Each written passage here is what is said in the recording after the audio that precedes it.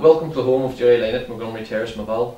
Myself, Johnny Alcoy, Jerry Lynott and Joe Breeden are here today to talk about the fond memories of Maville Celtic Football Club from the early 1900s through to the present. I would just like to ask yourself, Joe, when did your association start with the club and your progression through to today? Well, I wasn't a player with Maville earlier on, maybe some games, but started on after management, after some of the managers quit here, and joined up with Jerry Lynott and Declan Sherlock for a few years, very successful years we had at it. And after Declan was shifted away to the banks, myself and Danny McDermott took over the team. I got to 14 out of my first game with an underage team, and which was very unusual in those days, you know, but that got me then onto the friendly matches, and I had my first game when I was 14, and just gradually just grew up with it then, and eventually I was running the team then when that would be in what I called it. That was during when the Kennedy Cup became very big. I was 26 or so at that stage, and I was thinking actually of retiring altogether, and there was a young team come along and they asked me would I start managing. Before that it was always the committee that managed the team and picked the team, and I became the first actual manager. From an early age, I can always remember Maville Celtic playing in the Bay Field, but from the early 20th century the new club facilities has developed up at Glencroe Park, Maville. Can you tell us a wee bit about the story behind it? Well, we're lucky to get a piece of ground up there, it's known as the Sand Pit, and the club was getting bigger and bigger every year.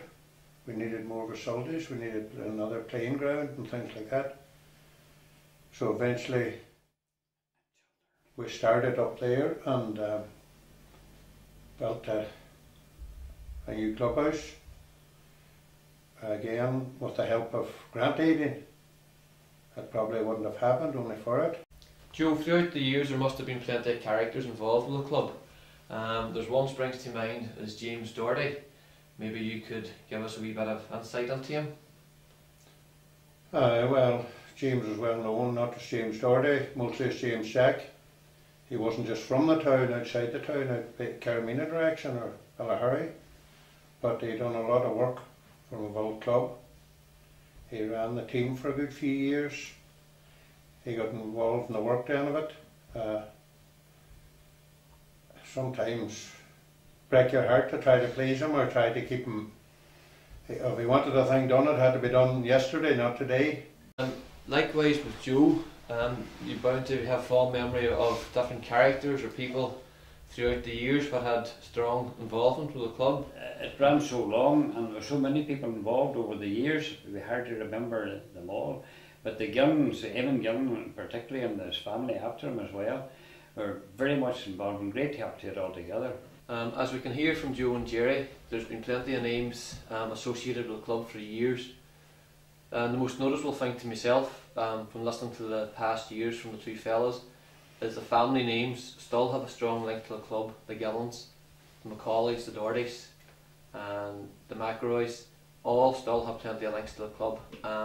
Sometimes 50 years on, grandchildren are still playing, still tied to the club. Is there any players that maybe spring to mind?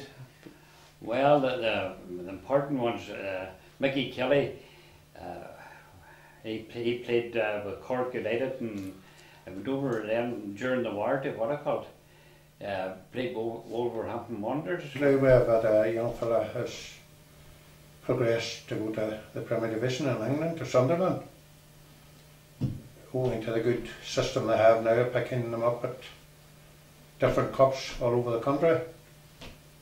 Michael, we're here today to talk to you about the Maville Family Resource Centre and its connection to Maville Celtic Football Club.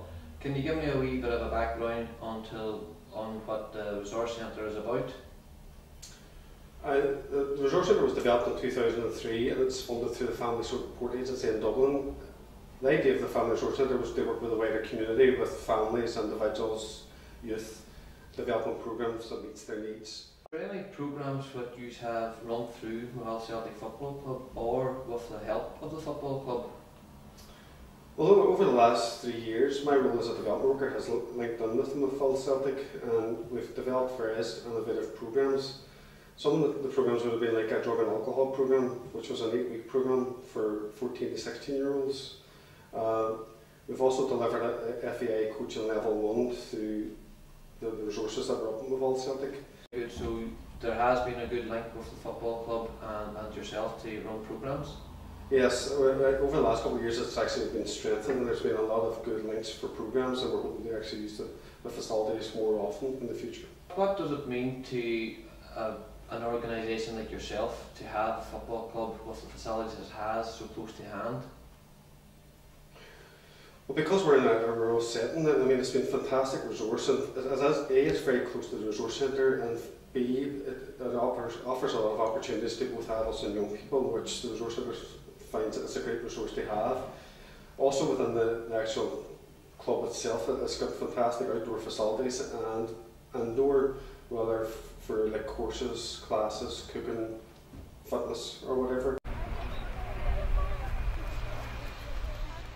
My name is John. I'll not tell you what age I am.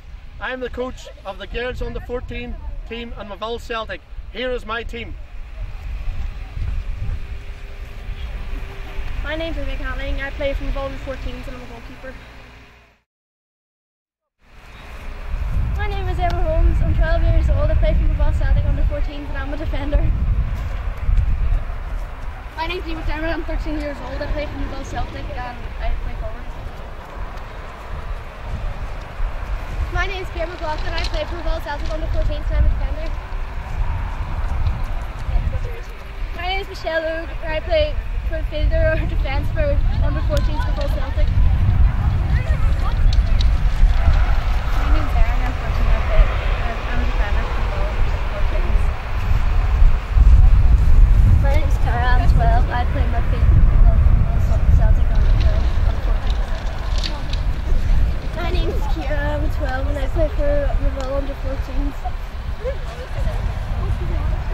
My name is Sinead McGuinness and I'm 12 years of age and I play midfield for Mobile Celtic under 14 years. My name is Nicole Cameron. I'm 12. I play up front for under 14 Mobile Celtic years.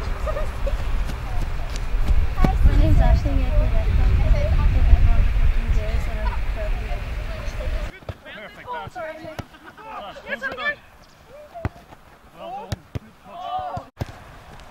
Yeah! Fuck's sake, Mark! What about a fucking fire on this? What are you up early? Get up! Michael! Michael, here! Michael! Have a shot, won't cover neither, didn't think neither. There's a ball right. I love it. Forward, right. Down. Up again, next goal. Go ball back. Down. Up again. Next goal. Down. Down. Hold on. Up again. Go. Hold on. On the toes now, back in the net for the shot. Down right. Come on, Mark!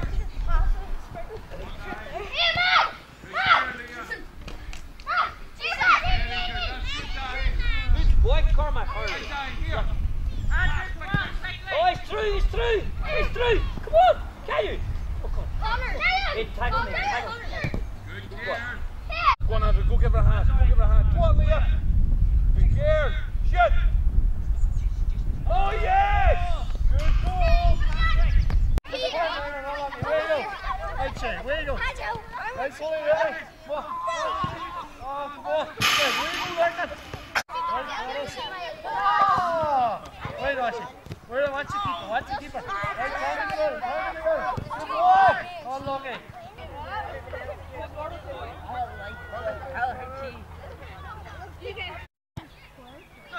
Come on, boys, that's why weak at the back!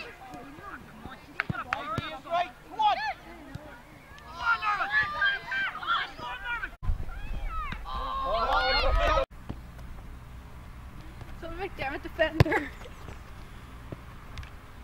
Polish field defender. Emma McGinley midfielder. Ian Quigley defender. Megan McDermott midfielder. Holly McRae. Eve Buckner midfield. Right mid.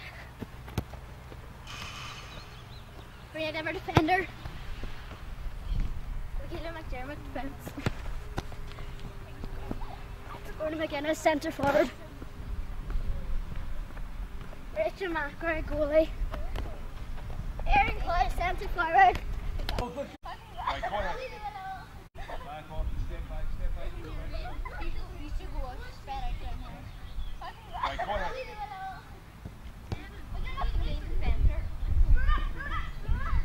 Get that in. That's good, boy. Yeah, that's good. Let us have a yellow up there.